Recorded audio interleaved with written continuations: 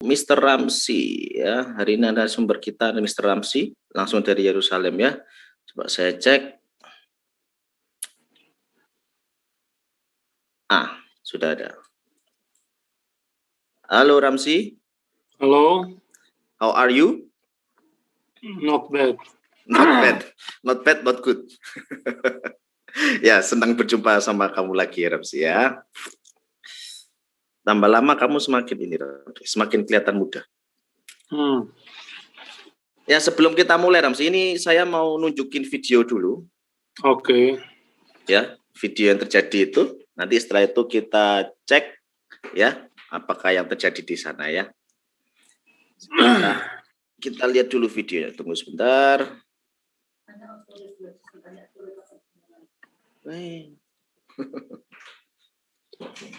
Tunggu. Oke. Keluar ya.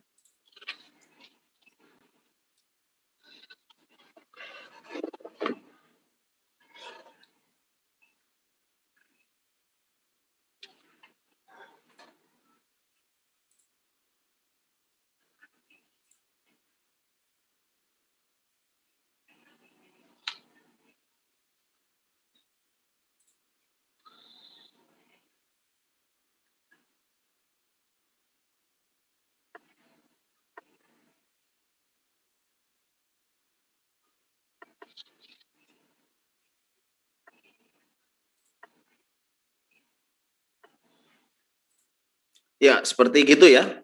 Itu yang terjadi di Yerusalem, Mbak Ramsi ya, benar? Di daerah namanya Sharet Sedek, rumah sakit bisa. Itu depan rumah sakit ya? Itu parkir di parkiran.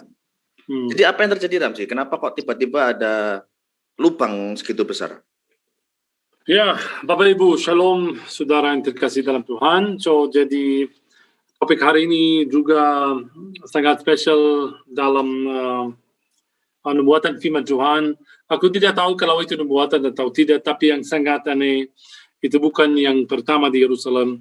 Ini yang kedua di Yerusalem. Sudah ada reruntuhan, sudah ada jalan yang jatuh begini, sinkhole. Ini yang kedua. Dan juga jangan lupa dalam 1 bulan juga ada yang jatuh di kota Tzfat di dekat Tiberias dan juga di Yerusalem. Orang-orang Yahudi berdoa waktu juga ada seperti platform yang jatuh. Jadi sudah 4 kali di Israel dalam 1 bulan ada seperti itu. Sampai sekarang yang saya sudah cek, sampai saat ini tidak ada yang tahu kenapa begitu. Dengan teknologi Israel yang luar biasa, yang paling bagus di dunia, sampai sekarang mereka susah ngerti kenapa. Jadi namanya Sharet Sedek parking lot, sinkhole disaster are more on the way. They have ini Jerusalem Post. Jadi mereka tanya, kalau begini, itu hanya di Sharet Sedek atau ada yang lain? Karena sudah dalam 1 bulan sekitar 4 kali Israel jatuh begini. Jadi 3 kali itu di Yerusalem, 1 kali di luar. Artinya kalau bicara tentang kota Tuhan, Yerusalem sudah 3 kali ada seperti sinkhole atau ada disaster begini di Yerusalem.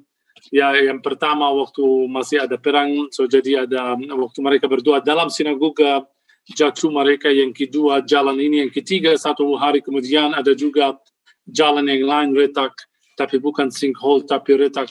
Ini pasti hal yang tidak biasa di Israel. Jadi hari ini aku mau share yang aku pikir Bapak Ibu tidak ada yang berbicara tentang sesuatu itu. Jadi saya bicara sebelumnya sama Ibu Kori via chat. Dia tanya saya, ini ada sesuatu. Aku bilang, Ibu Kori masih ingat waktu saya di Israel sama atau bawa rombongan Juko, saya sudah katakan di Bukit Zaitun ada sesuatu seperti itu. Jadi ada Yerusalem akan jatuh begini. Dia bilang, ya aku masih ingat. Jadi aku janji aku share sama Bapak Ibu tentang sesuatu itu yang aku pikir kenapa sekarang. Sebelumnya kita mau belajar sesuatu luar biasa hari ini yang terjadi dalam Yesaya 24. Hari ini aku mau bicara tentang Yesaya 24. kita mau baca pasal ini karena itu sangat penting buat kita untuk ngerti kenapa sekarang dan apa maksudnya. Kenapa Yerusalem mulai begitu? Itu adalah apa? Golden Gate, Bapak Ibu, mungkin tahun yang lalu ada banyak hoax. Saya sudah juga lihat video, ada yang katakan, wow, Golden Gate itu sudah dibuka, ada rencana dibuka, tapi Golden Gate ini, Bapak Ibu, yang depan kita, itu waktu itu bukan dibuka, tapi tentara Israel waktu masuk dalam. Ingat sekarang di gambar ini kita berada di Yerusalem, tapi di luar tembok Yerusalem. Jadi tentara Israel mereka masuk dalam dan mereka coba untuk membuka Golden Gate di dalam. Aku tidak tahu rencana apa, tapi makanya Golden Gate kalau dibuka itu selesai. So, jadi kapan Golden Gate dibuka? Kemungkinan sebentar lagi. Jadi aku akan juga bahas tentang gerbang pintu timur. Ini Bapak gerbang pintu timur yang menghadap Bukit Zaitun. Nanti kita share ayatnya, tapi sebelumnya kita mau baca Yesaya pasal 24. Yesaya pasal 24. Ayat berapa, Ramsi? Dari ayat 1 mulai. Dari Semua. 1 ya. Oke. Tapi Ramsi, sebelum kita mulai, kita boleh berdoa terlebih dahulu ya. Kita buka dengan doa ya. Silakan. Oke, Bapak Ibu, sebelum kita mulai, kita lanjut ya membahas mengenai nubuatan ini. Kita akan mulai dengan doa terlebih dahulu. Saya undang Ibu Nina selaku Gembala GPDI Elohim Sidoarjo. Sebentar saya unmute ya, Ibu Gembala. Nah, ini mungkin bisa gabung bersama kita. Ditunggu sebentar.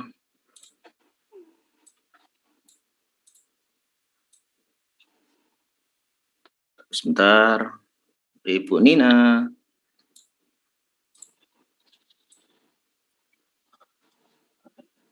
Ya mungkin belum bisa gabung, Ibu Nina sekali lagi ya. Mungkin jika belum bisa, saya undang Ibu Lis ya. Ibu Lis, apa ada di sini Ibu Lis? Ibu Lis. Tunggu sebentar.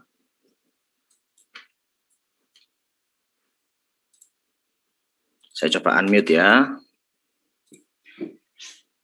Videonya udah ada. Ya ada. Ya, siap. Ya, Ibu Lis, mohon dipimpin doanya ya. Ya. Siap. Mari kita tundukkan kepala, kita akan berdoa. Ya Bapa kami yang di sorga, terima kasih ya Tuhan, kalau pada kesempatan yang indah ini, kami akan mendengarkan keterangan dari Ramsi ya Tuhan, mengenai penggenapan. Recording in progress. Terima kasih ya Tuhan untuk kesempatan yang indah ini. Biar Kau memberikan hikmat, akal budi, kebijaksanaan kepada Ramsi dan kepada kami semua yang mendengarkan Zoom pada sore hari ini ya Tuhan. Kiranya kami boleh mengerti, semakin mengerti apa yang menjadi rencana-Mu di akhir-akhir ini, di hari akhir ini ya Tuhan. Biar kami boleh mempersiapkan diri, setiap kami boleh mempersiapkan diri untuk hidup kudus, hidup benar, menyambut kedatangan-Mu. Terima kasih ya Tuhan, berkati setiap pemirsa, setiap orang yang mengikuti Zoom pada sore hari ini. Demikian juga Engkau memberkati Jugo ya Tuhan. Terima kasih, di dalam nama Tuhan Yesus Kristus kami akan memulai. Haleluya, amin. Amin. Terima kasih Bu Lis pelayanannya. Oke Bapak Ibu, kita lanjutkan ya. Kita akan membaca ayat Yesaya. Kitab Yesaya pasal 24. Sebentar saya share. Jadi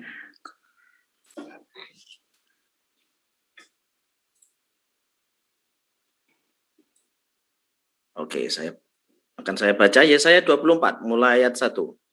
Nubuat tentang akhir zaman, bumi dihancurkan. Sesungguhnya Tuhan akan menanduskan bumi dan akan menghancurkannya. Akan membalikkan permukaannya dan akan menyerahkan penduduknya. Maka seperti nasib rakyat, demikianlah nasib imam. Seperti nasib hamba laki-laki, demikianlah nasib tuannya. Seperti nasib hamba perempuan, demikianlah nasib nyonyanya. Seperti nasib pembeli, demikianlah nasib penjual.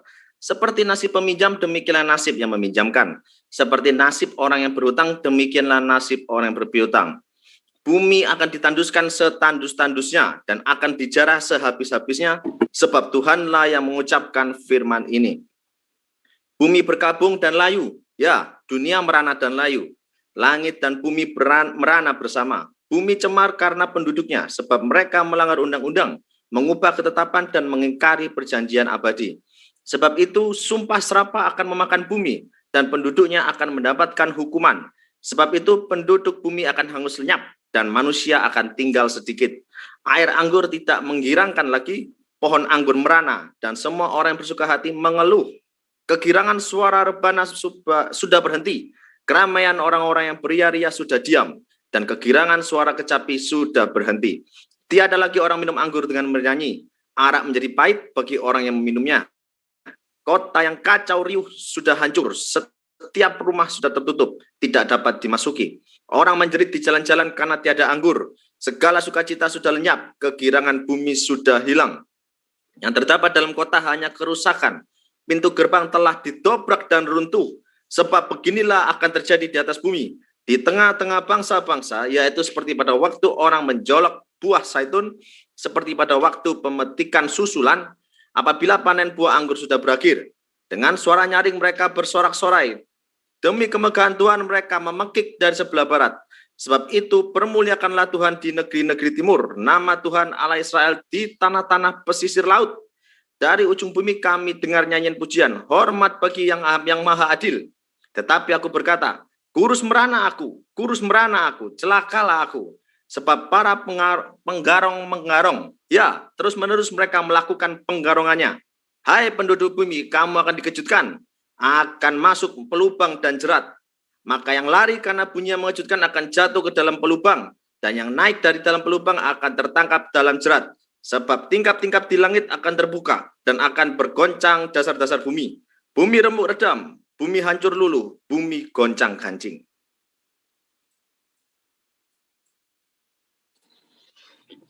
Oke, cukup sampai sini.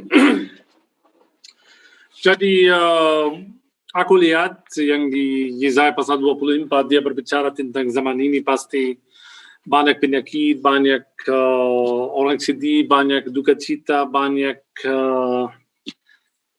jadi Yesaya berbicara di akhir zaman. Bapak Ibu, saya tidak mau hari ini membuktikan kita berada dalam akhir zaman. Pasti saya sudah katakan selalu dalam buku saya, di mana-mana saya selalu menjelaskan bagaimana aku tidak tahu kapan Tuhan akan datang, jadi tanggal berapa atau tahun berapa, karena hanya Tuhan sendiri yang tahu, tapi itu waktunya. So, selalu berbicara tentang the season of his coming. Jadi pasti kita tahu sekarang Tuhan tidak jauh. Saya sudah banyak sekali menjelaskan di Bait Suci di Yerusalem, dan sekali lagi saya sebut nama Yerusalem hari ini karena ada sesuatu yang baru, nubuatan yang baru yang terjadi. Sekarang ada fenomena yang baru di Yerusalem. Ada banyak yang jatuh, kalau sinkhole, kalau parking lot, kalau orang-orang mati, seperti di Tzfat 15 orang jatuh dan mati. Di Yerusalem juga. Jadi ada sesuatu yang baru yang kita mau belajar. Selalu bawa tur ke atas Bukit Zaitun. Dan bisa tanya belut juga waktu saya masuk ke kapal kenaikan. Bapak Ibu ingat kapal kenaikan sangat profetik. Bukan hanya karena ada tanda kaki Tuhan Yesus di dalam. Tapi kapal kenaikan kalau kita ikut Kisah Rasul 1. Firman Tuhan katakan tempat yang Tuhan Yesus naik ke surga adalah tempat yang sama waktu dia datang kembali. Jadi ini ayatnya luar biasa di Kisah Rasul pasal 1 ayat 8 dan 9. Dia janji waktu Tuhan datang kembali, dia akan datang kembali dari tempat yang namanya Bukit Zaitun. Jadi Bukit Zaitun itu sangat profetik karena sudah bersaksi atau akan bersaksi 2 kali tentang Tuhan Yesus waktu dia naik ke surga dan kemudian waktu dia datang kembali. Jadi pertama kita mau belajar hari ini waktu kenapa dia akan datang dari timur. Jadi dia akan masuk dari timur, masuk Yerusalem melalui Golden Gate yang kita sudah lihat. Jadi Golden Gate ditutup karena alasan itu. Tapi Bapak Ibu, selalu atau ini bukan baru. Kalau pikir Bapak Ibu yang sinkhole di Yerusalem ini yang terjadi baru kemarin itu baru, itu bukan baru. Selalu ada seperti jalan retak di Yerusalem. Dan mulanya Bapak Ibu dari tahun 80 atau 1890. Sekitar, ya Bapak Sotishwa, sekitar 30 tahun yang lalu. Ya Bang. Ya Bang. Jadi tahun 1890 mulanya depan kapal kenaikan ada jalan yang retak. Renovasi lagi. Tapi retak lagi. Jadi sangat aneh kenapa setiap bulan retak jalan di sana. Jadi mereka sudah cek. Jangan lupa Bapak Ibu Israel, kami di Israel punya sistem atau teknologi yang paling bagus di dunia. So, jadi tidak susah untuk mengerti kenapa retak di sana. Tapi yang sangat susah kemarin sampai sekarang tidak ada jawaban kenapa sinkhole atau parking lot di rumah sakit itu Shaare Zedek udah jatuh. Sampai saat ini tidak ada yang tahu kenapa. Jadi mereka ketemu, waktu mereka cek, mereka ketemu di atas Bukit Zaitun atau Bukit Zaitun mulai turun. Ini Bapak Ibu yang benar. Saya sudah siapkan 2 foto Bapak Ibu. Bukit Zaitun sebelum tahun 1890, bisa lihat yang black and white, Bill. Siap. Dan Bukit Zaitun hari ini. Bisa lihat Bapak Ibu dua-duanya Bukit Zaitun, tapi selama 30 tahun Bukit Zaitun mulai turun. Kalau kita bisa zoom sedikit, ini Bukit Zaitun. Bapak Ibu, Bukit Zaitun itu seperti datar begini. Ya, ini Bukit Zaitun. Ini Yerusalem di sebelah timur yang menghadap ke Golden Gate. Tapi lihat Bukit Zaitun, itu benar seperti bukit ini. Menara yang tinggi Bapak Ibu di atas Bukit Zaitun itu adalah kapal kenaikan. Ada gambar yang lain atau yang baru, tahun yang lalu diambil Bapak Ibu. Lihat sekarang Bukit Zaitun bagaimana. Bisa ngerti bedanya Bukit Zaitun antara tahun 1890 dan sekarang. Kalau saya berbicara Bapak Ibu, lihat di atas ini, yang merah itu Bapak Ibu, di atas itu daerah kapal kenaikan. Tapi hari ini di Bukit Zaitun, lihat Bapak Ibu tangan saya, dulu Bukit Zaitun datar begini, sekarang begini. Ada seperti lembah. Jadi benar, Bukit Zaitun Bapak Ibu mulai retak dari tahun 1890, karena ada sesuatu baru. Sekarang mereka ketemu Bukit Zaitun mulai turun. Setiap tahun turun sedikit. Menurut orang yang sekular, orang yang kurang percaya, ini biasa. Mungkin batunya tidak kuat lagi, jadi mulai turun. Jadi hati-hati, mungkin ada gempa bumi. Sampai sekarang tidak ada gempa bumi. Tapi Bapak Ibu, orang-orang yang di atas Bukit Zaitun atau tinggal di daerah Yerusalem, mereka takut kalau ada gempa bumi. Karena kalau gempa bumi ini terjadi dari gambar ini, dari Great Valley yang tadi yang kita lihat, atau lembah yang tadi, bisa lihat Bukit Zaitun bisa menjadi 2, utara dan selatan. Jadi kalau gempa bumi ini terjadi, Bukit Zaitun akan terbelah 2, utara dan selatan. Ini Bapak Ibu, rencana atau sesuatu bukan baru. Ini dari tahun 1890. Sekarang 1990, sekitar 30-35 tahun sampai saat ini. Jadi 30-35 tahun terakhir Bukit Zaitun mulai turun sedikit. Dan ini yang pertama, ini sebelumnya Bapak Ibu. Jadi sekarang mulai turun ada seperti lembah kecil. Kalau aku tanya kenapa, orang-orang yang kurang percaya atau sekular, mereka ada gempa bumi. Juga National Geography salah satu kali mereka katakan pas tidak kuat batu Yerusalem, jadi hati-hati ada gempa bumi. Menurut mereka ada gempa bumi, menurut saya beda.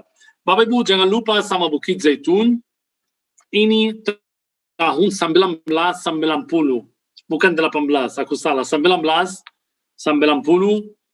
mulai turun sedikit setiap tahun sampai saat ini ada seperti lembah. Jadi Bukit Zaitun juga udah sekitar 30 tahun mulai jatuh, bukan hanya parking lot. Mungkin parking lot yang kemarin mau kasih ingat, Karena tidak ada turis, biasa kalau turis masuk, mereka yang ingat sesuatu itu, tidak ada turis, jadi jangan lupa Yerusalem. Ada sesuatu yang kamu harus ingat. Yerusalem ada yang jatuh atau Yerusalem mulai turun. Kenapa begitu, Bapak Ibu? Saya sudah katakan orang yang sekuler, yang kurang percaya, buat mereka ini sesuatu biasa, mungkin gempa bumi atau yang lain. Tapi buat kami, orang yang percaya, orang yang selalu belajar firman Tuhan, selalu Bapak Ibu ada nubuatan, jangan lupa sama nubuatan ini, disebut ini Bapak Ibu, Bukit Zaitun, parking lot yang di Yerusalem disebut dalam firman Tuhan, dalam kitab Zakaria, Nabi Zakaria, Perjanjian Lama, pasal 14 ayat 4. Jadi Zakaria sudah kasih ingat Bapak Ibu, kita semua hari ini tentang Yerusalem. Kalau saya ikut Zakaria 14 ayat 4, dia katakan, pada waktu itu kakinya akan berjajak di Bukit Zaitun yang terletak di depan Yerusalem di sebelah timur. Bukit Zaitun akan terbelah dua dari timur ke barat, sehingga terjadi suatu lembah yang sangat besar, sehingga dari bukit itu akan bergeser ke utara dan sehingga lagi ke selatan. Kenapa mukjizat ini, Bapak Ibu? So, jadi, waktu Tuhan datang, Bapak Ibu, atau ini berbicara tentang Tuhan Yesus. Waktu dia datang kembali, ingat dia akan datang kembali dari Bukit Zaitun. Jadi, waktu dia datang kembali, kakinya berjajak di Bukit Zaitun, di sebelah timur kota Yerusalem, dan dari kakinya dia akan membawa Bukit Zaitun menjadi dua bukit, utara dan selatan. Jadi, kenapa mulai turun Bukit Zaitun? Itu seperti alarm Bapak Ibu buat kita. Hei, jangan tidur, jangan ngantuk, jangan lupa Tuhan adalah depan pintu. Saya sekali lagi tidak tahu kapan kakinya akan berjajak di Bukit Zaitun, tapi seperti mulainya turun Bukit Zaitun, itu seperti kasih ingat saya, jangan lupa Tuhan adalah depan pintu. So, jadi buat saya yang terjadi di Yerusalem hari ini, itu adalah luar biasa karena buat kita orang yang percaya, buat kita orang yang ngerti firman Tuhan, yang ngerti wahyu, yang ngerti Zakaria, Yesaya, dan yang lain. Jadi kita menunggu Tuhan untuk datang dan membuka Golden Gate. Bapak Ibu, Golden Gate yang tadi, kalau tidak curiga kenapa kalau kita lihat Golden Gate di Yerusalem ada 8 gerbang, semua adalah satu gerbang. Tapi Sultan Sulaiman dia membangun 2 gerbang, walaupun dia kurang ngerti kenapa. Bel kasih lihat mereka. Ramzi? Bukan. Nah, Mohon maaf. Ya, kenapa? Putus-putus tadi. Saya mau kasih ingat mereka gambar Golden Gate sekali Golden lagi. Gate. Ya, Bapak Ibu, Golden Gate ini didirikan oleh Sultan yang namanya Sultan Sulaiman, Muslim, tahun 1541. Tapi tidak curiga kenapa Golden Gate adalah 2 gerbang. Mungkin dia kurang ngerti juga. Sultan Sulaiman waktu mendirikan Golden Gate, seluruh Bapak Ibu gerbang-gerbang Yerusalem adalah 1 gerbang, kecuali Golden Gate. Dan waktu Tuhan datang Bapak Ibu, 1 gerbang akan bergeser ke utara dan 1 gerbang akan bergeser ke selatan. Dan saya Bapak Ibu selalu Bapak Ibu kita baca Mazmur 24. Wow, di gereja aku sudah lihat mereka banyak yang baca Mazmur 24, tapi tidak ada yang tahu itu tentang Yesus di Yerusalem. Kalau saya ikut Mazmur 24, itu berbicara tentang Golden Gate. Ya, Mazmur Daud Tuhan yang punya bumi serta segala isinya dan dunia serta ini diam di dalamnya sebab dialah yang mendasarkannya di atas lautan. Ya, Bapak Ibu, kalau saya ikut Mazmur ini, ya ini Mazmur Daud. Baca, Bill, please. Mazmur Daud. Mazmur Daud pasal 24 ya. Demikian firman Tuhan. Kedatangan Raja kemuliaan dalam bait Allah. Mazmur Daud. Tuhanlah yang empunya bumi serta segala isinya, dan dunia serta yang diam di dalamnya. Sebab dialah yang mendasarkannya di atas lautan dan menegakkannya di atas sungai-sungai. Siapakah yang boleh naik ke atas gunung Tuhan? Siapakah yang boleh berdiri di tempatnya yang kudus? Orang yang bersih tangannya dan murni hatinya, yang tidak menyerahkan dirinya kepada penipuan dan yang tidak bersumpah palsu. Dialah yang akan menerima berkat dari Tuhan dan keadilan dari Allah yang menyelamatkan dia. Itulah angkatan orang-orang yang menanyakan dia, yang mencari wajah-Mu ya Allah, Yakub. Selah, angkatlah kepalamu, hai pintu-pintu gerbang, dan terangkatlah kamu, hai pintu-pintu yang berabad-abad, supaya masuk Raja Kemuliaan. Siapakah itu Raja Kemuliaan? Tuhan jaya dan perkasa. Tuhan perkasa dalam peperangan. Angkatlah kepalamu, hai pintu-pintu gerbang, dan terangkatlah kamu, hai pintu-pintu yang berabad, supaya masuk Raja Kemuliaan. Siapakah dia itu Raja Kemuliaan? Tuhan semesta alam, dialah Raja Kemuliaan.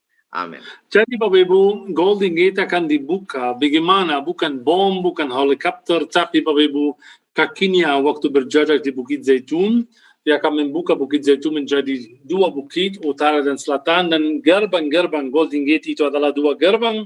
Satu akan bergeser ke utara, satu akan bergeser ke selatan. Nubuatan ini sudah mulai digenapi, Bukit Zaitun mulai turun Bapak Ibu. Tahun yang lalu mereka sudah coba untuk buka Golden Gate di dalam. Sampai saat ini Golden Gate masih tutup, tapi sebentar lagi akan dibuka. Bapak Ibu, kenapa ini sangat spesial dalam firman Tuhan? Harus tahu Bapak Ibu, sesuatu tentang Antikristus. Yang datang duluan bukan Tuhan Yesus, tapi Antikristus. Hampir mau menampakkan diri. Kapan juga aku tidak tahu, tapi aku yakin sebentar lagi. Salah satu sesuatu yang penting yang kita kurang ngerti tentang Antikristus, dia punya spirit untuk melakukan mukjizat. Ini yang sangat-sangat penting, Bapak Ibu.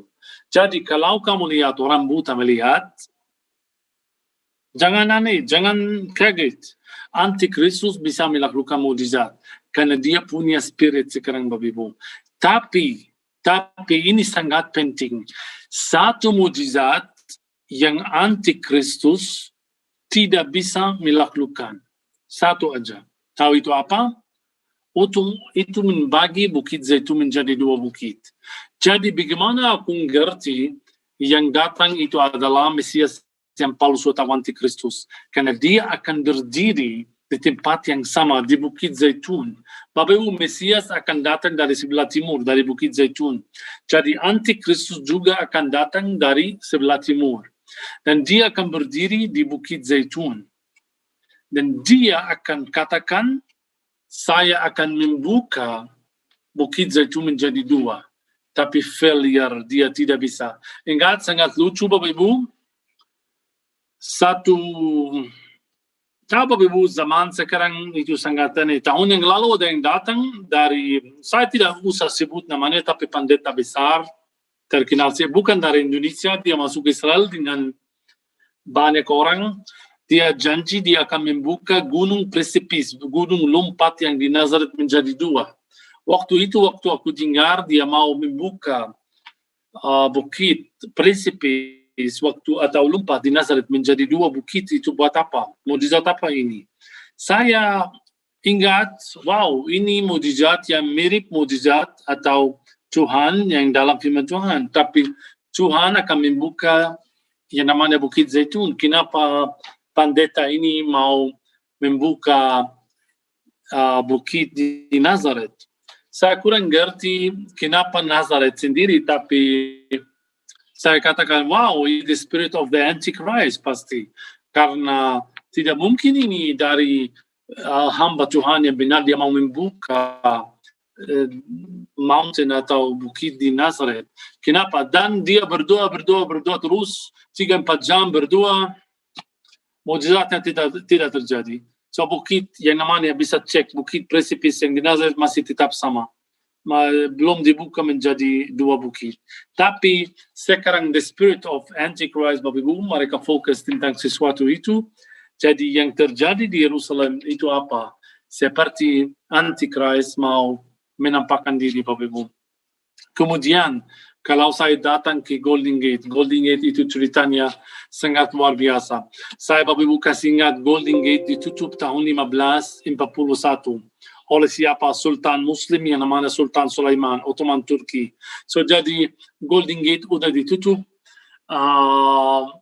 Kalau itu nubuatan atau tidak Bapak Ibu, jadi kita mau baca dari buku Yeskiel pasal 44 tentang Golden Gate. Kalau yang terjadi hari ini adalah nubuatan, Bapak Ibu akan ngerti kalau aku hanya kasih atau waste of time waktu saya share di Zoom, atau benar aku menjelaskan tentang nubuatan yang benar tentang antikristus dan tentang Tuhan waktu datang kembali. Kita mau baca dari Yehezkiel 44, aku baca, tapi kalau kasih lihat mereka, Yehezkiel 44, jangan lupa Bapak Ibu sesuatu yang penting sekali, Golden Gate, gerbang pintu timur, yang Tuhan akan masuk melaluinya waktu dia datang kembali, sudah ditutup pada tahun 1541, sekitar 500 tahun lebih. Jadi ayat 44 katakan sesuatu yang luar biasa. 44 ayat 1. Kemudian dia membawa aku ke pintu gerbang luar dari tempat kudus yang menghadap ke timur. Gerbang ini tertutup. Wow. Kalau bisa lompat Bill ke gambar Golden Gate sekali lagi. Gambar Golden Gate, sebentar ya. Ya. Bapak Ibu, ingat saya katakan sesuatu yang sangat penting. Gerbang pintu timur, lihat bagaimana ditutup. Tapi tahu yang sangat aneh bagaimana? Ini ditutup tahun 1541. Jadi Yehezkiel 2200 tahun sebelum raja atau sultan yang namanya Sultan Sulaiman. Dia menutup Golden Gate. Tahu Bapak Ibu waktu Golden Gate ditutup, kenapa ditutup? Abad ke-16 orang takut, ada hoax, ada gosip di Yerusalem, Mesias sudah datang. Jadi orang-orang takut. Ada acara yang sangat penting waktu itu. Sultan Sulaiman, Sultan Ottoman Turki, dia katakan mereka takut Mesias, aku tidak takut Mesias. Aku lebih kuat pada Mesias. Aku adalah Raja Agung atau Raja yang namanya Raja Sultan Sulaiman yang agung. Bagaimana aku takut Mesias? Dia menutup Golden Gate dan dia mengundang seluruh Yerusalem sampai atau ke bawah Golden Gate. Kemudian dia katakan begitu. Lihat Golden Gate. Kamu takut Mesias? Aku lebih kuat. Aku sudah menutup Golden Gate. Aku mau lihat kalau Mesias sudah masuk Yerusalem atau mau masuk Yerusalem, bagaimana dia masuk? Dia menutup Golden Gate. Bapak Ibu jangan lupa, dalam pikiran saudara kita Muslim, Mesias, Kristen itu seperti tentara, seperti Raja Daud. Jadi kalau dia menutup Golden Gate, dia tidak bisa masuk. Jadi Golden Gate ditutup tahun 1541. Yang saya mau katakan, terima kasih banyak buat Sultan Sulaiman karena dia yang menggenapi nubuatan firman Tuhan. Karena kalau Golden Gate belum ditutup, tidak mungkin Mesias akan datang kembali.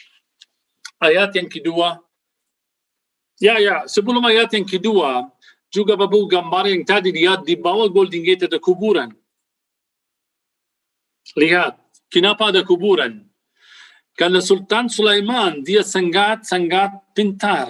Dia mendirikan kuburan di bawah karena dia tahu menurut Yahudi, tempat kuburan itu sangat najis. Jadi kalau ada Mesias, tidak mungkin dia masuk melalui Golden Gate karena dia sudah najis.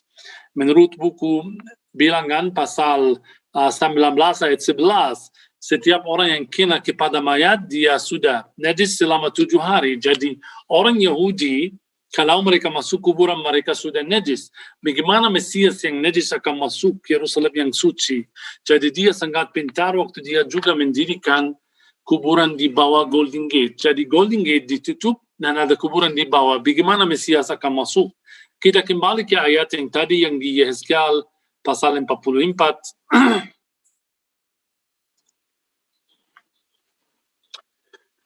Kemudian dia membawa aku kembali ke gerbang luar dari tempat kudus yang menghadap ke timur. Gerbang ini tertutup. Wow, luar biasa. Ini buat yang pertama. Lalu Tuhan berfirman kepadaku, pintu gerbang ini harus tetap tertutup, jangan dibuka dan jangan seorang pun masuk dari situ sebab Tuhan Elohim Israel sudah masuk melaluinya. Bapak Ibu, kalau saya ambil sejarah Golden Gate, selama sejarah Israel ada sekitar 500 raja. 499 raja, waktu mereka masuk Yerusalem, mereka sudah beli pintu yang lain. Zaman Raja Daud ada 12 pintu, hari ini ada 8. Jadi selama dengar saya Bapak Ibu, selama sejarah Israel, cuman seperti Tuhan tutup mata raja-raja, satu raja yang masuk melaluinya. Tahu siapa? Tuhan Yesus waktu atau pada hari Minggu Palem atas keledai. Hanya satu kali. Waktu Tuhan Yesus masuk atas keledai, dia masuk Golden Gate, melaluinya Bapak Ibu Golden Gate. Jadi hanya sejarah Israel katakan begitu. Selama sejarah Israel, hanya Tuhan Yesus yang masuk melaluinya. Tidak ada raja yang lain. Tinggal ayat 2 katakan apa? Lalu Tuhan berfirman kepadaku, pintu gerbang ini harus tetap tertutup. So, jadi ada alasan kenapa Tuhan mau menutup Golden Gate. Harus tetap tertutup, jangan dibuka dan jangan seorang pun masuk dari situ. Sebab Tuhan, Elohim Israel sudah masuk melaluinya. Ya ampun.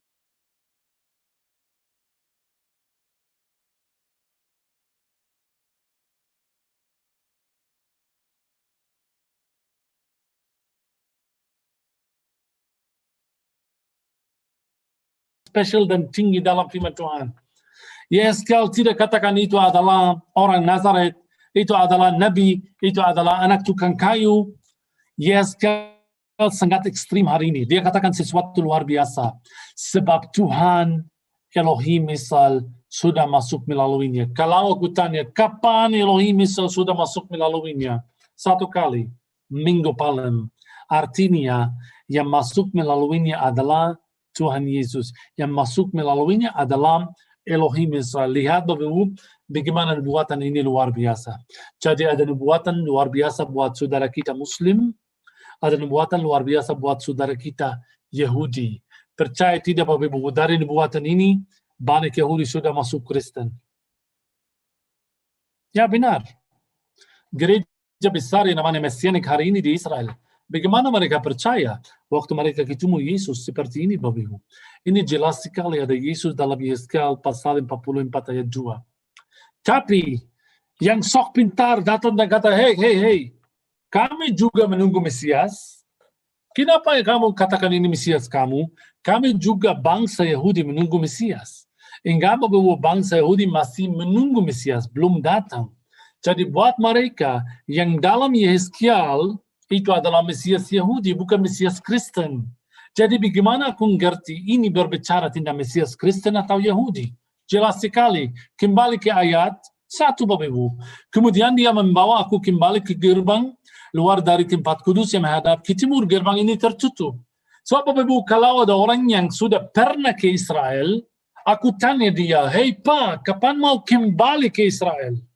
Kenapa saya tanya kapan kamu kembali? Karena dia sudah pernah. Tapi kalau ada orang yang belum pernah ke Israel, saya ketemu dia dan tanya, hei Pak, kapan mau kembali ke Israel? Dia mundur.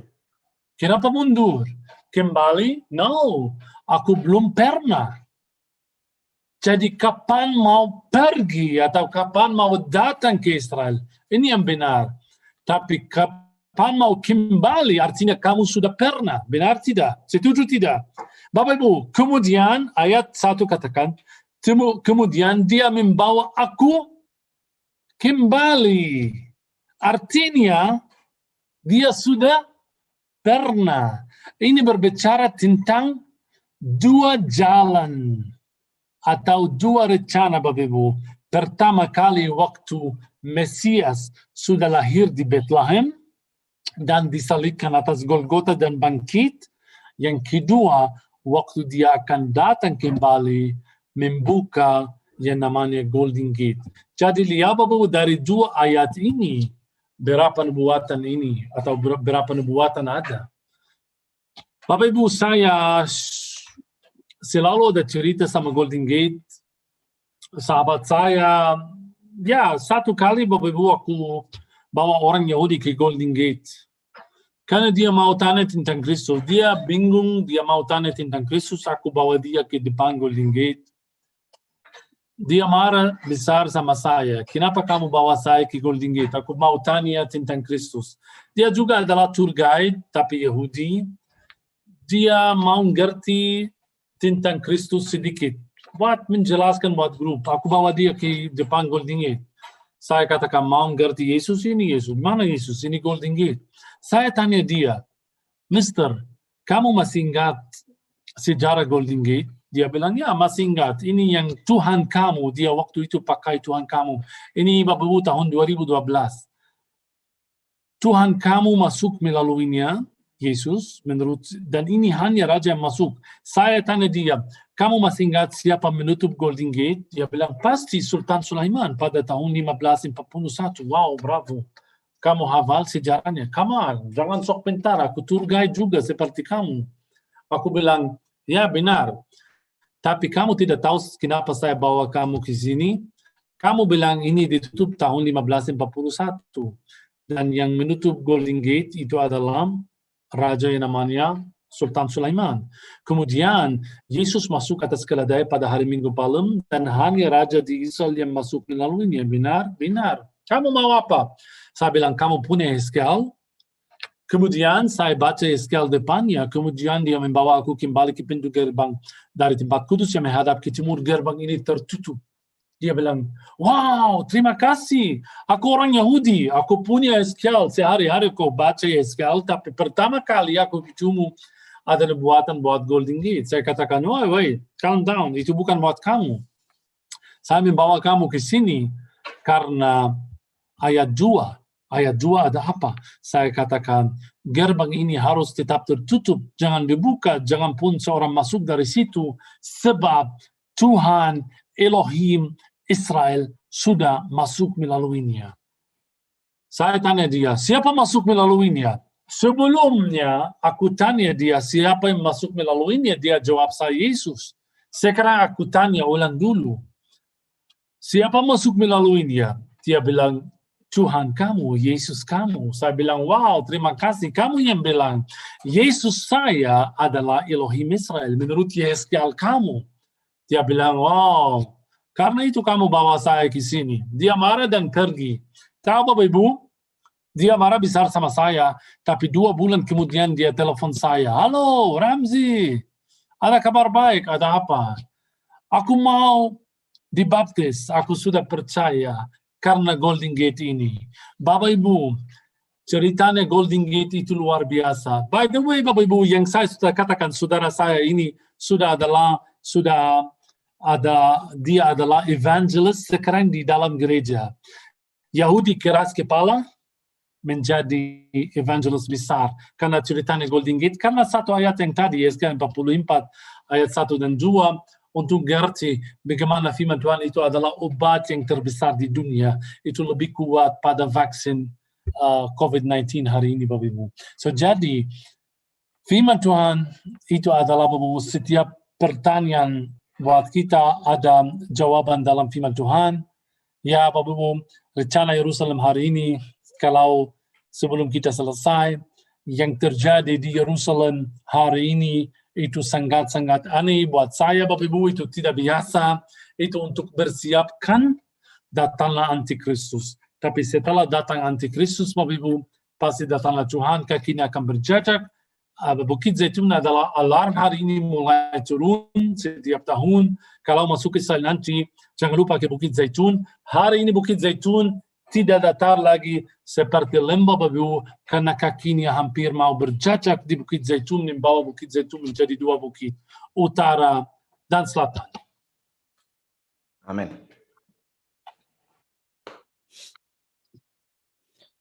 Kita buka waktu untuk tanya jawab. Okay. Aku yakin Bapak Ibu mungkin ada sesuatu yang kurang ngerti. By the way, Bapak Ibu jangan malu ya, jangan malu kalau tanya. Feel free. Ya Bapak Ibu, ini waktunya ya, menyiapkan pertanyaannya jika ada yang mau ditanyakan mengenai topik hari ini atau apapun boleh ya, mengenai COVID, Israel dan sebagainya. Silakan raise hand atau chat juga boleh. Nanti saya unmute atau saya bacakan ya. Sambil menunggu. Mungkin ada pertanyaan, sambil saya bacakan dulu ya. Ramzi, ini ada yang tanya Ramzi. Silakan. Kira-kira tur ke Israel kapan dibuka? Turki? Tur ke Israel kapan dibuka? Sudah dibuka tur ke Israel. Sudah ada beberapa grup sudah masuk dari negara Inggris dan dari Amerika. Jadi ada beberapa grup yang sudah masuk. Saya sudah ketemu juga mereka. bukan saya guide mereka karena Indonesia masih belum masuk. Tanggal 1 Juli, mereka katakan kemarin, individuals boleh masuk. 1 Jadi Juli. kalau Juli, kalau bukan tour, individual maksudnya kalau keluarga seperti keluarga, termasuk juga dari Asia. So begini, bukan tour seperti arrange tour sama Juko atau yang lain, tapi kalau ada yang dapat visa sudah 5 orang bersama atas 5 orang tidak sampai 10, mereka bisa masuk Israel, tapi via bandara Ben Gurion. So melalui Jordan atau Mesir masih belum. Kalau lebih atau jelas buat saudara yang di Indonesia, hampir September atau Oktober maksimal boleh masuk ke Israel. Tapi kalau satu tour yang saya tahu sampai akhir tahun ini, maksimal di dalam bis, satu bis 30 orang. 30 orang ya? 30 orang bersama. Jadi biasanya kalau kita yang full itu... Harus mereka juga tahu kalau mau ke Israel, harga Israel sekarang beda sedikit. Karena tidak boleh ginap di Bethlehem. Tahu kalau ginap di daerah Palestina itu lebih murah. Tapi sekarang karena masalah COVID-19 harus ginap di Yerusalem. Artinya harga lebih mahal sedikit. Jadi nggak boleh tidur di Bethlehem lagi ya? Karena belum aman dari COVID. Ya. Tapi sebenarnya lebih enak tidur di Yerusalem ya, benar sih ya? Nggak macet di itu. Buat saya ya, dikata saya loh. Ya. Buat saya lebih enak. Iya. Pulang cepat. Berarti kalau full bus nggak bisa ya? Berarti maksimum hanya 30 orang ya, Ramzi? 30 orang. Ini sampai akhir tahun ini. Saya tidak berbicara tentang tahun depan. Iya. Jadi kalau orang aturan tahun ini. Ya, tahun ini. Wah, tapi tunggu Indonesia bebas COVID juga. Gak apa-apa, yang sudah termasuk Indonesia, yang sudah divaksin. Iya, harus vaksin Bapak dulu. Ibu, banyak tanya saya sampai pusing aku setiap hari. Kalau aku boleh ambil vaksin, tidak. Aku menjelaskan tentang diri sendiri. Aku sudah divaksin 2 kali dengan Pfizer. Israel sudah bersih, aman, habis. Aku tahu COVID-19 itu buatan manusia, itu buatan mereka, itu senjata biologi. Tapi jangan ganti firman Tuhan. Firman Tuhan di buku Wahyu berbicara tentang chip, bukan cairan. Jadi kalau soal aku bisa boleh divaksin, menurut saya gak apa-apa, karena Wahyu berbicara tentang sesuatu lain. Wahyu berbicara tentang barcode atau berbicara tentang chip yang di dalam tangan kanan atau dahi di sini. Dahi di sini yang maksudnya teknologi, so di dalam tangan yang udah mulai di Eropa, udah mulai di India, di mana-mana. Tapi waktu ada chip, kita berbicara ini tidak boleh. Tapi kalau cairan obat, no problem. Buktinya apa Bapak Ibu? Di Israel ada COVID-19 tanggal 1 Juni yang sudah lewat. Di Israel sudah 0%. Tidak ada. Tidak ada COVID-19 sama sekali. Jadi COVID-19 sudah dihapus dari kamus Israel karena vaksin Pfizer itu. Ya, jadi memang bukan hal yang mustahil ya, COVID hilang ya, Ramzi? COVID hilang, di Israel tidak ada COVID. Sama sekali tidak ada. Wah, itu penting itu. Makanya kita emang harus divaksin memang. Wajib. Vaksin di Israel pakai Pfizer ya, Ramzi ya? Pfizer. Berapa kali? 2 kali? 2. Ada 3. Oh, 3 kali? Sudah 2 kali cukup, nanti mungkin 6 bulan kemudian ada 1 lagi itu. Dan aku mau jujur sama Bapak Ibu. Aku mau jujur. Kenapa aku terima vaksin begitu, tidak tanya dan tidak takut? Karena tidak mungkin orang pertama yang dikorbankan adalah Yahudi. Bapak Ibu harus tahu, Ya, karena banyak yang katakan, oh yang mendirikan atau New World Order adalah Yahudi.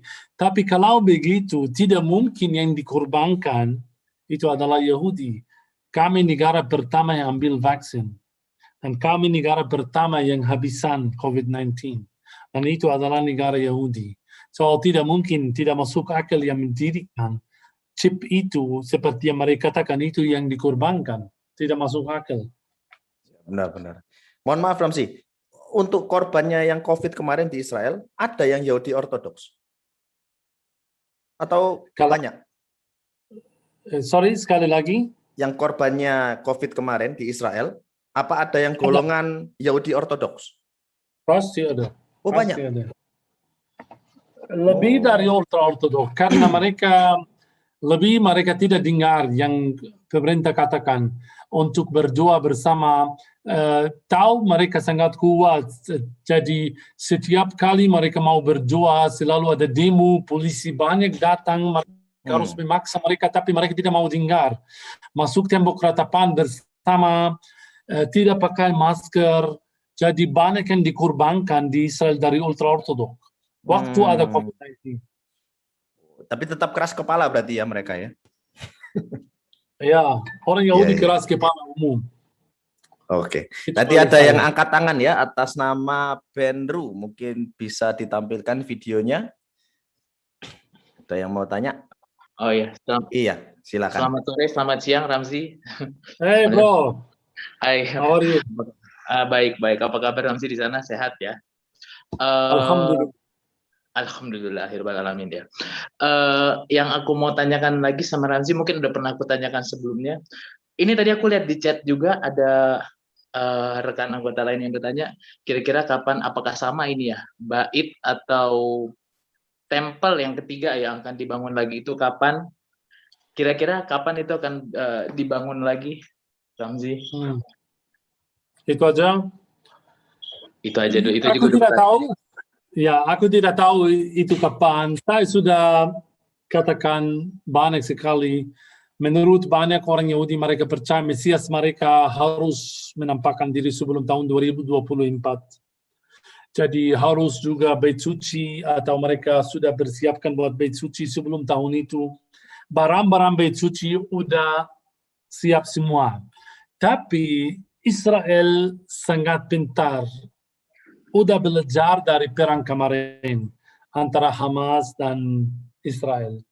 Mereka sudah coba, menurut saya kenapa perang itu atau kenapa perang itu terjadi hanya untuk satu alasan, itu pasti mainan. Sekarang lihat mereka berdamai, tidak apa-apa. Kalau aku baru masuk dari Yerusalem sekarang, wow luar biasa, semua bersama, jalan bersama, makan bersama. Tapi Israel sudah coba, kalau kami, tentara kami masuk Masjid Al-Aqsa, bagaimana reaksi atau bagaimana orang Muslim yang di dalam. Mereka lihat, wow, Masjid Al-Aqsa itu red line. Jadi aku pikir sampai saat ini, pemerintah, karena juga dalam pemerintah ada masalah sekarang, tidak kuat untuk maju, untuk mendirikan Bait Suci atau untuk kasih izin untuk mendirikan Bait Suci. Tapi harus tahu juga orang yang sangat percaya ini adalah Bait Suci atau ini tempat Beit HaMikdash. Hari Selasa juga ada demo besar, mereka mau pakai bandera-bandera Israel masuk dari Damascus Gate sampai tembok ratapan. Maksud saya, Israel under pressure.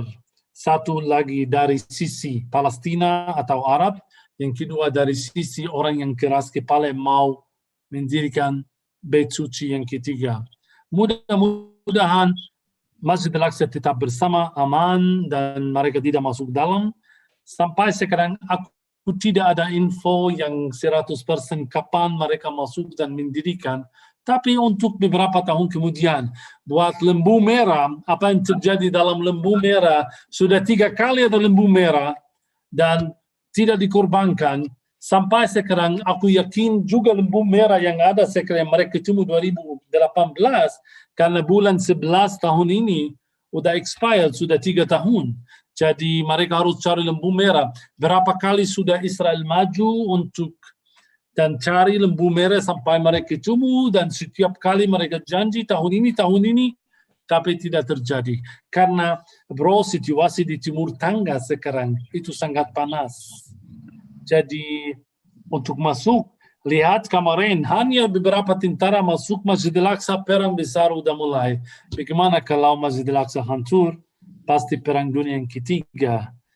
Itu buat kita sangat penting karena itu mulanya tribulasi juga. So tribulasi aku mudah-mudahan Masjidil Aqsa tetap sama dan bisa tahan lama. Kenapa? Karena kalau Bait Suci orang Kristen, ada banyak orang Kristen yang mereka senang, oh ada Bait Suci yang ketiga. Kenapa kamu senang? Itu mulai tribulasi, itu datanglah antikristus. So jadi kita harus mengerti, Bait Suci buat kita itu hanya bangunan, bukan buat iman.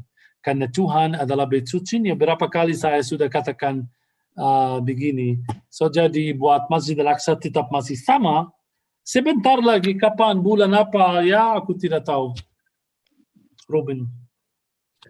Yes. Ada yang lagi mau ditanyakan? Boleh satu lagi? Boleh, silakan.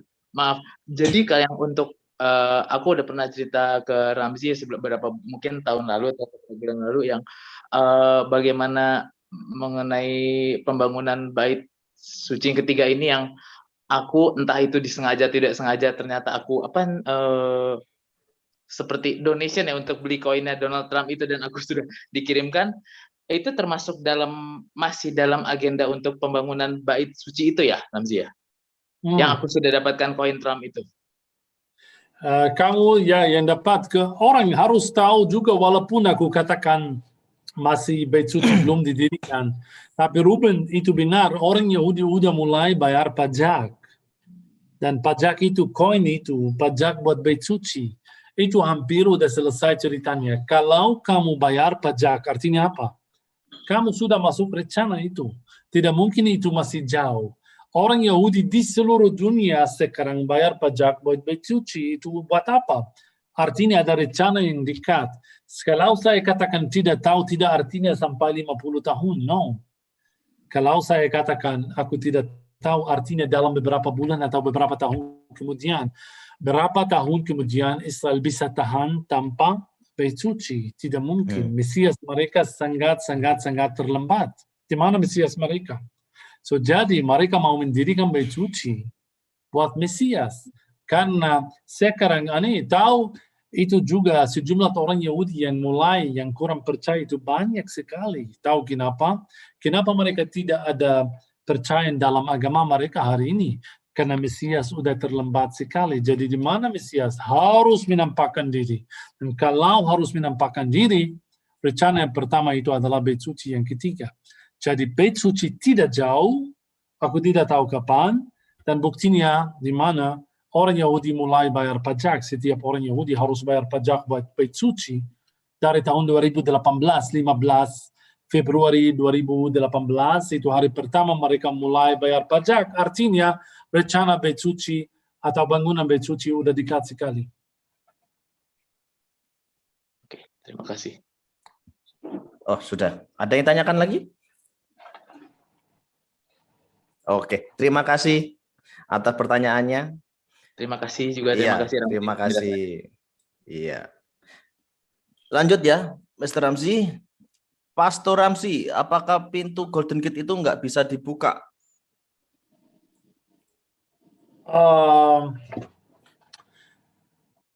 Dari tahun 1541 tidak ada yang coba. Setelah Ottoman Turki yang datang itu mandating race. Walaupun mereka dari Eropa, tapi mereka masih ada spirit kecil dalam agama Kristen. Mereka ngerti dalam firman Tuhan ini harus ditutup, so tidak ada yang coba. Kecuali ada beberapa tahun yang lalu untuk membuka Golden Gate di dalam. Tapi Bapak Ibu saya kasih ingat, Golden Gate itu bukan hanya satu tembok. Di dalam Golden Gate, mungkin Ruben karena waktu itu kita masih ingat kami waktu masuk dalam Masjidil Aqsa, kami sudah lihat ada blocks, ada batu-batu besar di dalam. Jadi waktu Sultan Sulaiman menutup Golden Gate, dia tidak menutup Golden Gate dengan satu tembok, tapi Golden Gate di-blocked. Luar biasa kalau pakai bahasa Inggris pada bahasa Indonesia. In Ezekiel 44 verse 1, ayat 1 dalam bahasa Inggris, it was sealed. Sealed beda sama closed. Kalau bahasa Indonesia, sangat sederhana. Ditutup, tutup itu seperti pintu. Tapi dalam bahasa Inggris sealed or blocked. Jadi lebih otentik. Jadi ada blocks besar di dalam. Bukan soal siapa yang bisa masuk lewat sana sekarang. Kalau Tuhan janji, hanya Tuhan yang akan masuk melaluinya. So aku percaya, saya mau kasih ingat sesuatu yang terjadi tahun 330, ada satu kaisar Bizantium. Dia katakan, itu namanya Julian, dia katakan, saya kurang percaya kepada firman Tuhan begitu, aku mau mendirikan bait suci yang ketiga. Itu terjadi tahun 312 sebelum Bizantium. 344. Setelah Bizantium, zaman Bizantium.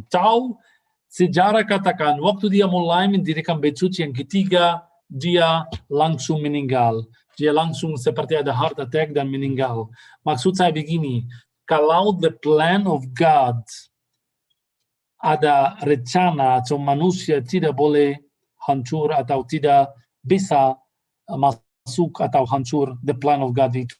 So the plan of God buat Golden Gate itu adalah buat Tuhan Yesus sendiri. Siapa yang bisa masuk melaluinya, tidak mungkin ada orang. Oke. Jadi sudah ada yang pernah nyoba dan langsung meninggal ya Ramzi ya? Julian tahun 344. Jadi itu kita pernah nyoba. Lanjut. Pastor Ramzi, jadi aman ya kalau vaksin cairan yang saat ini beredar aman, wajib vaksin ya. Kalau nggak gitu nggak boleh masuk Israel. Nggak vaksin nggak berhenti nanti COVID-nya ya. Dan juga tidak bisa kemana-mana. Pertama tidak bisa masuk Israel. Di Israel tidak bisa masuk kalau kamu belum divaksin. Tidak bisa dapat insurance, tidak bisa dapat upah, tidak bisa masuk mall. Begitu. Ketat ya di sana ya? Pasti harus divaksin. Ini gratis. Mereka memakai. Vaksinnya gratis Ramzi? Gratis. Indonesia gratis juga buat orang tua. Ya, ada yang gratis, ada yang bayar. Supaya cepat. Di situ gratis. Oh, bagus itu. Saya mau bertanya, bisakah dijelaskan kembali Pak Ramzi alasan Sultan Sulaiman menutup gerbang Golden Gate? Ya, Sultan, lihat, saya sudah katakan, apa artinya Sultan? Sultan itu adalah raja. Semua raja adalah gila. Setuju tidak? Selama sejarah, raja-raja semua gila. Kalau menjadi raja artinya menjadi gila. Dia percaya diri sendiri lebih pada Tuhan. Jadi Bapak Ibu, Sultan Sulaiman waktu dia jadi raja dan masuk Yerusalem, dia raja Yerusalem. Tapi mereka katakan, orang Kristen, orang Yahudi, mereka percaya ada yang namanya Kristus. Pasti dia tahu, tapi dia adalah raja Yerusalem. Bagaimana dia adalah raja Yerusalem? Aku adalah raja Yerusalem. Dan mereka percaya raja ini, raja Yerusalem, yang namanya Kristus, akan masuk sekali lagi melalui Golden Gate, membuka Golden Gate. Dia akan masuk melalui Golden Gate. Jadi, dia takut Mesias begini, dia datang, dia tahu ceritanya Mesias mau masuk melalui Golden Gate. Dia lupa seperti Tuhan tutup matanya untuk baca firman Tuhan. Kalau Sultan Sulaiman sudah baca Yeskiel 44 ayat 1, dia bisa ngerti Golden Gate harus ditutup, tapi dia belum pernah baca. Jadi, menurut dia takut Mesias. Kalau kamu takut siapapun, kamu blok, kamu menutup, benar? Kamu takut pencuri. So, bagaimana? Kamu dalam rumah, kamu tutup pintu, benar? So, dia menutup pintu gerbang atau pintu Golden Gate karena dia takut Mesias. Aku takut Mesias masuk. So, lihat, kalau dia Mesias kuat, bagaimana dia masuk? Dia menutup Golden Gate alasannya karena dia takut Mesias. Dan dia sangat pintar sampai dia pikir Mesias ini seperti Yahudi. Dan kalau dia masuk kuburan, dia menjadi najis. Jadi dia mendirikan kuburan di bawah karena Mesias kalau masuk menjadi Mesias yang najis. Dia lupa Tuhan Yesus waktu tinggal di atas Bukit Zaitun, di dalam gereja yang namanya, masih ingat Bill, di gereja Paternoster, Bapa Kami, dalam guanya ada kuburan. Jadi waktu Tuhan tinggal di Yerusalem, dalam gua yang dalamnya ada kuburan. So buat saya, buat Tuhan Yesus, kuburan itu adalah salah satu batu. Tidak ada kenajisan atau kemurnian dalam kuburan. Hanya itu dalam pikiran Yahudi dan saudara kita Muslim. So jadi waktu dia mendirikan kuburan di bawah, seperti dia mau katakan Mesias tidak mungkin masuk melalui kuburan, dia lupa Tuhan sendiri tinggal bersama-sama kuburan. Betul. Tuhan nggak bisa dinajiskan ya. Saya dapat Sinovac tetap tidak bisa kan. Untuk sementara Sinovac sama Astra nggak diterima ya. Jadi hanya Pfizer yang boleh masuk Israel. Wait. Aku tidak tahu sendiri. Ada kabar baik juga. Oh. Ada rencana 22.000 orang dari United Arab Emirates Dubai mau masuk ke Israel tahun ini. Dan semua atau yang Bapak Ibu tidak tahu, yang di United Arab Emirates, semua mereka dapat Sinovac yang dari China. Sama. Jadi kalau Israel udah kasih izin buat orang yang dari Dubai untuk masuk Israel, tidak mungkin mereka tolak orang Indonesia karena vaksin itu. Alasan itu apa? Ini adalah Sinovac, ini adalah China, ini China. Kalau kamu blok Emirates, kamu boleh blok Indonesia. Tapi kalau kamu kasih izin, sudah mereka kasih izin ke orang dari Arab Emirates untuk masuk Israel. Ada 22.000 turis dari Emirates sampai tahun ini mau masuk Israel. So bagaimana dikasih izin? Mereka dapat vaksin yang sama. So jadi kita harus sabar, tapi aku seperti yakin mereka akan juga terima yang vaksin yang dari Indonesia. Yang penting kamu divaksin. Ya. Benar, yang penting harus divaksin terlebih dahulu ya. Jadi harus lihat dulu nanti apa dikasih izin atau enggak ya yang dari Dubai. Karena kemarin update-nya Sinovac masih belum bisa masuk. Mungkin nanti ada update lagi ya Yamsi ya. Ya. Untuk Sinovac. Betul. Yesus adalah surya kebenarannya. Amin. Yang pasti oke. Mungkin ada lagi yang tanyakan Bapak Ibu sebelum kita tutup hari ini. Ramzi. Oh, ada lagi nih. Oh enggak. Di Alkitab apa ada nubuat tentang yang Bait Allah ketiga, Ramzi? Oh, banyak sekali. Yang tentang perjanjian lama ya, perjanjian lama. Perjanjian lama, perjanjian baru ada. Jadi ini pertanyaan sangat luas, tapi mungkin cukup satu. Firman Tuhan katakan, Bait Allah yang ketiga itu buat antikristus, bukan buat kamu. Kalau mau bantu mereka baca, ya boleh. 2 Tesalonika pasal 2 ayat 1-4, cukup mereka ngerti. 2 Tesalonika pasal 2 ayat 1-4. Ayat 1-4. Keluarkan ini ya, saya share dulu ya. Ya.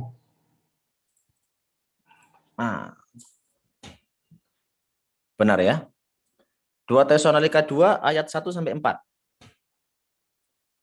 Tentang kedatangan Tuhan kita Yesus Kristus dan terhimpunnya kita dengan Dia, kami minta kepadamu saudara-saudara supaya kamu jangan lekas bingung dan gelisah, baik oleh ilham roh maupun oleh pemberitaan atau surat yang dikatakan dari kami, seolah-olah hari Tuhan telah tiba.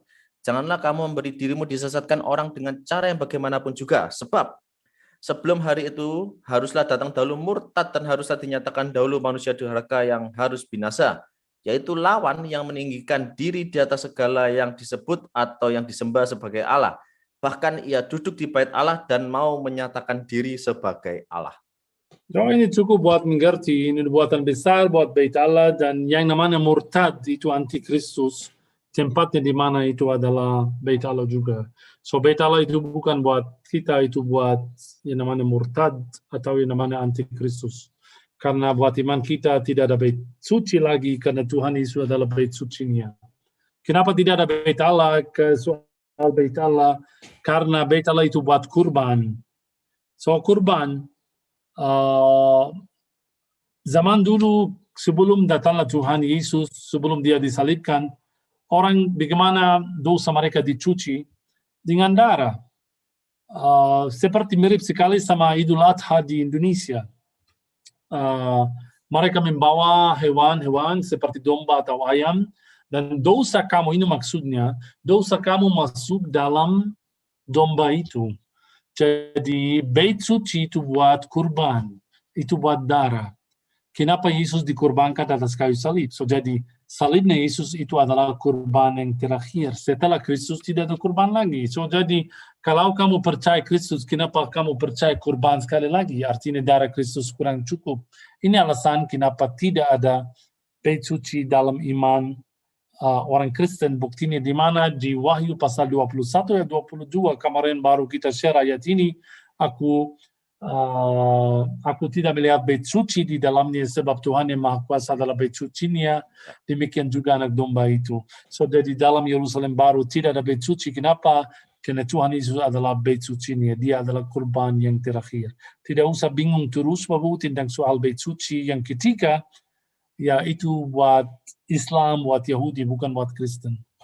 Ya, itu untuk lambang sebagai penebusan dosa ya. Ramsi, korban yang terakhir. Tapi kalau di nubuat orang Yahudi sendiri, ini kan Tesalonika kan perjanjian baru ya, berarti kan Rasul Paulus yang nulis. Kalau di nubuat Yahudi sendiri, apa ada tertulis Ramsi? Bait Allah ketiga? Ada juga, ada di dalam perjanjian lama, tapi belum. Masalah Yahudi sama Kristen, setiap ayat mereka baca, ini mereka masih kurang. Kenapa kurang? Karena saya bisa gabung ayatnya dengan perjanjian baru. Mereka kurang percaya kepada perjanjian baru. Ya, jadi betul. ayat sangat kurang. Kenapa? Karena buat mereka ini berbicara tentang Mesias yang pertama. Jadi orang Yahudi waktu antikristus datang, kasihan mereka. Mereka kurang, tidak ada yang dalam kamus orang Yahudi yang namanya antikristus.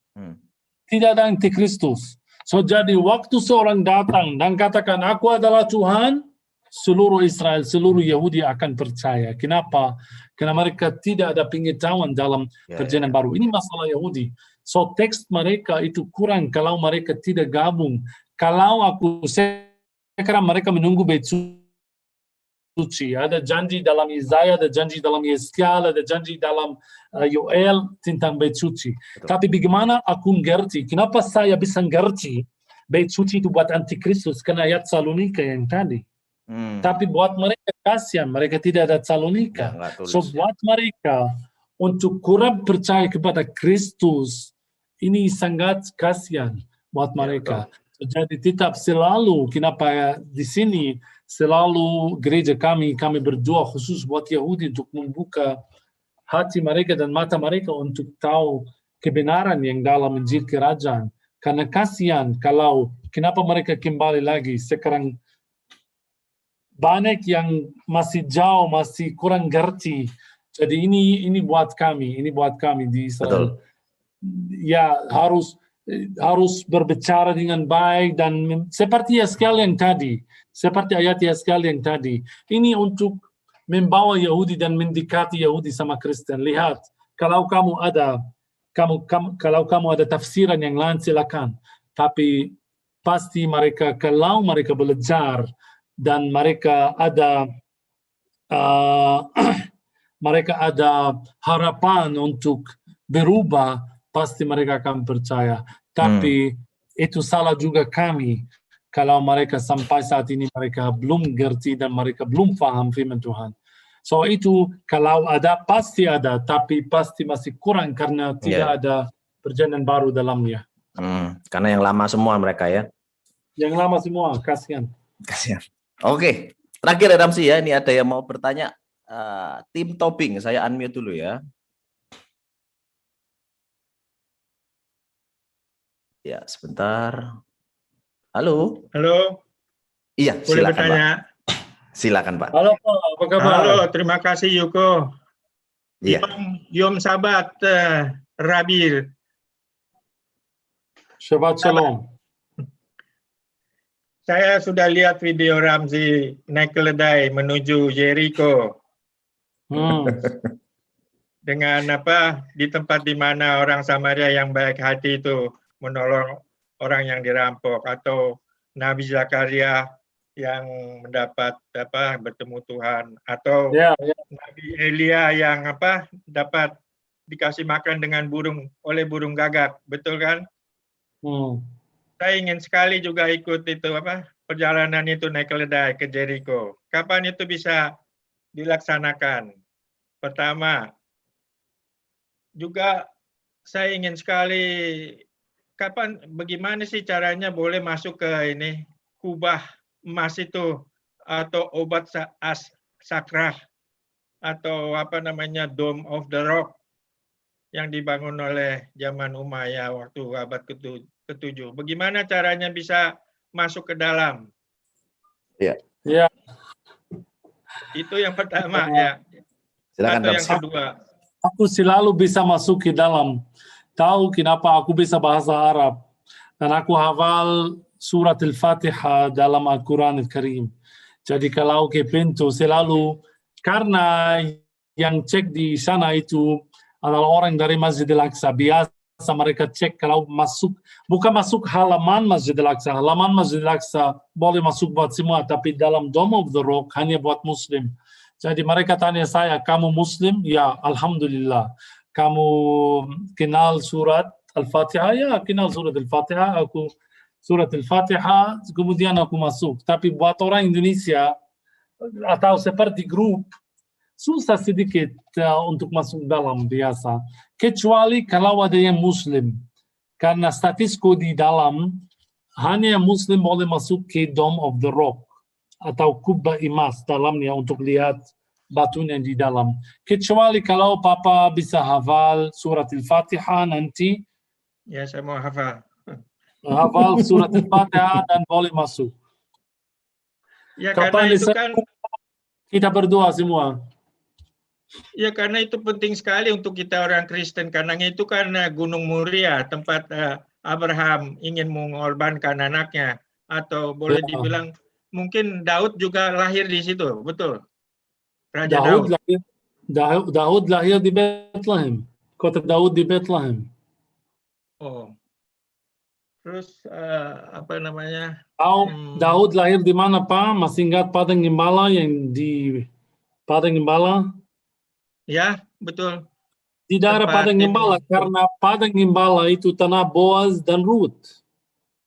Oke. So, ya, betul. dari Raja Daud adalah keturunan Boaz dan Ruth. Itu di Bethlehem. Oke. Saya sebenarnya sudah divaksin 2 kali dengan Moderna. Tapi karena saya sudah divaksin full vaccinate 2 kali dengan Moderna ya.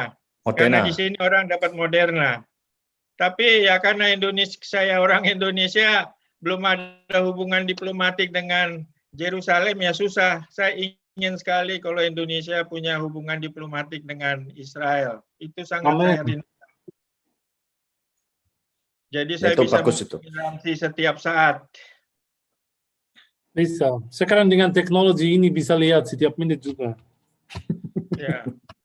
Ya, ada satu pertanyaan lagi itu tentang Melkisedek.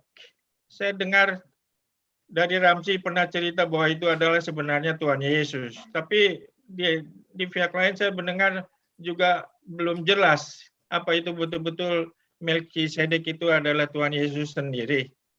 Pasti Melkisedek adalah Tuhan. Pak Melkisedek ceritanya saya ini harus ada Zoom sendiri. Ya, next topic. Next topic. Melkisedek. Tapi saya bisa katakan begitu. Yesus katakan sendiri dia adalah Melkisedek. Ingat di Yohanes pasal 8 ayat 56 sampai 58.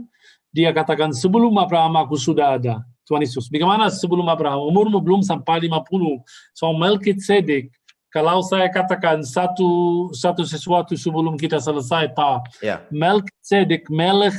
Kalau kita baca ayatnya di Kejadian pasal 14 ayat 18. Betul? Bentar.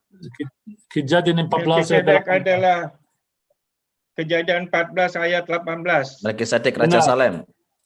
Ya. Ya. Adalah Raja Salem. Kejadian 14. Baca. Melkisedek Raja Salem membawa roti dan anggur. Ia seorang imam Allah yang maha tinggi. Ya, Pak. Aku mau tanya. Kalau mau ngerti siapa Melkisedek. Tahu sejarah Israel sedikit ya? Ya, Tahu apa tidak? sedikit. Oke, kalau raja-raja Israel semua dari suku apa? Suku Bani Israel. Ya, Suku Yehuda. Yahudi. Yehuda. Ya. Yehuda namanya. Yehuda. Yahuda. Kalau imam-imam dari suku apa? Juga Yahudi. Lewi. Oh, Lewi ya. So, jadi kalau ada imam seperti Imam Zakaria, itu jelas di Lukas pasal 1 ayat 5, ada imam bernama Zakaria dari suku Lewi. So, kalau ada imam-imam semua harus datang atau keturunan suku yang namanya Lewi. Dan kalau ada raja-raja harus dari suku Yehuda, kecuali satu. Melkisedek. Wait, sebelum aku mau jawab. Sabar, kecuali satu, Melkisedek. So, bagaimana Melkisedek adalah raja dan imam? Lihat ayatnya atau dengar ayatnya sekali lagi. Ayat yang tadi, ada kesalahan besar dalamnya. Bentar, saya bacakan ya. Melkisedek Raja Salem membawa roti dan anggur. Ia seorang imam Allah yang maha tinggi. Pak, dia adalah imam dan raja. Tidak masuk akal. Ngerti maksud saya? So, ini ada sesuatu yang tidak biasa tentang Melkisedek. Bagaimana dia adalah raja dan imam. Di kitab Ibrani pasal 5, ada tafsiran kenapa. Karena Tuhan Yesus adalah imam Elohim yang maha tinggi. Dan jangan lupa, kenapa Melkisedek adalah raja. Karena dia adalah Kristus Tuhan. Dia kasih roti dan anggur, tumbuh dan darahnya. So, dia bukan hanya, by the way, Pak, kalau Pak cari sejarah Israel, ya bisa, tapi akan cari terus, tidak ada raja yang namanya Melkisedek. Jadi, Melkisedek itu siapa? Itu bukan hanya mirip Tuhan Yesus, itu adalah Tuhan Yesus sendiri. Sudah pasti ya. No doubt, itu adalah raja dan imam. Tidak mungkin manusia disebut raja dan imam. Ada lagi yang mau tanyakan, Pak Tim Topping? Ya, saya harap aja Indonesia bisa punya hubungan diplomatik dengan Israel supaya setiap saat bisa ke Israel. Amin. Banyak tempat yang harus bisa mau saya datangin di Israel, tapi terbatas sekali. Tidak apa-apa, Pak. Hanya siapkan dompet dan masuk. Ya, ikut cukup Pak nanti Pak, bisa. Ya, saya sih udah divaksinasi 2 kali di Moderna. Siap berangkat. Siap berangkat, tapi Nanti- itu aja. Nanti saya siapkan paspornya keledai, yang Pak. salah. Nanti saya siapkan keledai, Pak. Tidak apa-apa. Nanti dibarengi Ramsi naik keledai nanti. Ya, naik keledai itu. Ya. Terima kasih, Ramsi. Sampai jumpa, Pak. Iya. Nanti ke Dome of the Rock, don't worry. Ya, PR. saya juga pengen ke 7 jemaat di Turki itu. Saya ingin sekali juga ke situ.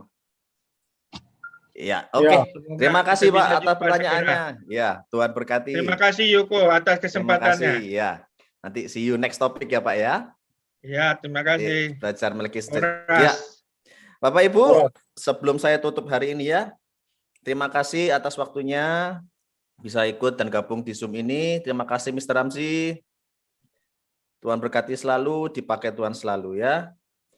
Sebelum kita tutup hari ini, saya undang Jangan untuk. lupa subscribe channel aku ya. Oh iya, itu penting Ya, itu. udah. Subscribe channelnya. Kapan yang Buat baru naik lagi? level.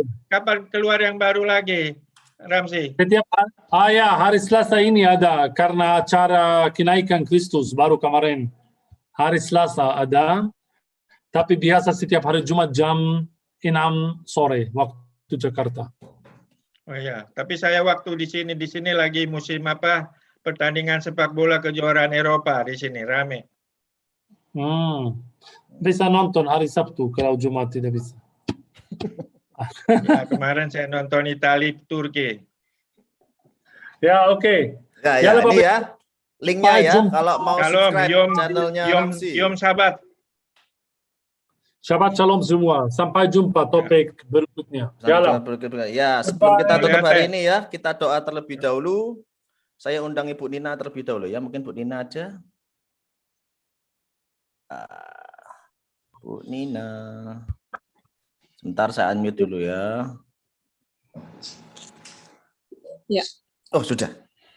Ya. Baik. Shalom, Bu. Baiklah, ya shalom.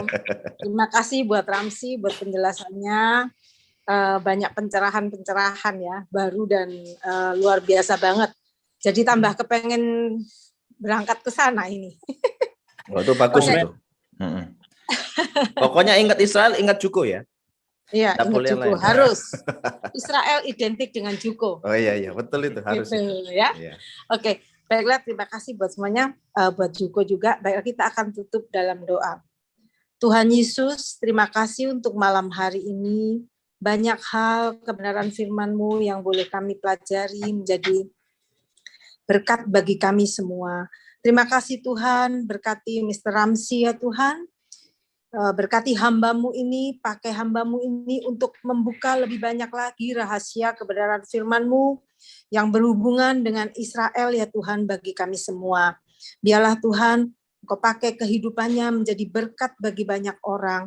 Menjaga hamba-Mu ini Tuhan, Mr. Ramsi, dimanapun dia ada, Tuhan sendiri yang memelihara, tutup bungkus dia dengan kuasa darah-Mu, berkati keluarganya, berkati kehidupannya. Kami percaya ya Tuhan, bahwa Tuhan sungguh amat baik dalam kehidupannya ya. Terima kasih bahkan kami semua yang sudah mengikuti Zoom ini, kami sudah sangat diberkati Tuhan. Karena itu biarlah apa yang sudah kami pelajari ini boleh membuat kami semakin mendekat Engkau, membuat kami semakin mempersiapkan diri bahwa kami tahu kedatangan-Mu sungguh tidak akan lama lagi ya Tuhan. Terima kasih, kami juga berdoa khusus buat Juko, buat Bu Kori, Pak Julius, dan Billy yang sudah membuat kami dapat menikmati berkat ini melalui Zoom. Tuhan, Engkau memberkati, berkati Juko ya Tuhan, karena kami tahu bahwa Juko sudah membawa kami banyak anak-anak Tuhan untuk bersiarah di Israel. Karena itu Tuhan, biarlah Engkau memberkati jerih lelah mereka. Terima kasih Tuhan Yesus. Malam hari ini kami menyerahkan seluruh kehidupan kami. Kami percaya kami aman di dalam tangan Tuhan. Terpujilah Engkau, kami akhiri acara Zoom kami ini dengan penuh ucapan syukur di dalam nama Tuhan Yesus Kristus. Haleluya. Amin. Amin. Terima kasih Amin. Bu Nina. Terima kasih semuanya Bapak Ibu. Juko. Semoga Terima imannya kasih, semakin kuat Mr. ya. Ramsi.